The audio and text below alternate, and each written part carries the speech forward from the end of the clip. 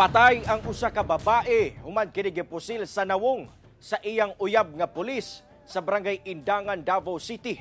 Samtang usa ka lalaki sa Taguluan, Misamis Oriental ang gipusil tungod matud pa sa tsinelas. Nakaalerto si Kent Abrigana. Nagadugo na ang nawong nining babae human gipusil patay sa iyang uyab nga pulis pasado 1:30 Miyerkules sa Kadlawon. Ang biktima gilang si Justine Villarosa, taga Buhangin, Davao City. Sa investigasyon sa kapulisan, nag-inom matud pa ang biktima og ang iyang uyab nga pulis nga si alias Junjun nga naka-assign sa Mandog Police Station sa Davao City.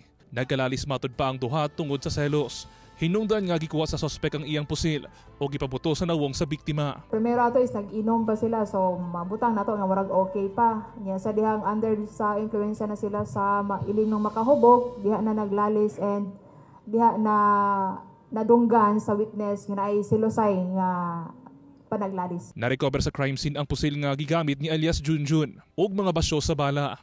Hinoon, misurrender na ang sospek sa kapulisan ug gikusudian na sa Mandog Police. Mga tubang kini og kasong murder, kinsa wala na mihatag og pahayag. Ingon ani nga incident, dili na mo siya pwede itolerate, dili na mo siya pwede tabunan, no?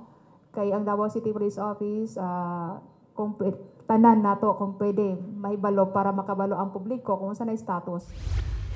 Ang ulog padayang ginatambalan sa ospital ang 28 anyos nga lalaking biktima sa pagmamusil sa Zone 10 Barangay Santa Cruz, Taguluan, Misamis Oriental pasado 9 sa gabi adlang Martes. Sa investigasyon sa Taguluan Municipal Police, nasayran nga nag-away ni adtong tungura ang biktima og uyuan tungod sa pare sa tsinelas. May patunga ang sospek sa mag-uyuan apan gidamay kini sa biktima. Hinungdan niya misulod sa ilang balay ang sospek ug mikuha sa iyang pusil o gipusil ang biktima kinsa naigo sa iyang tuong dughan.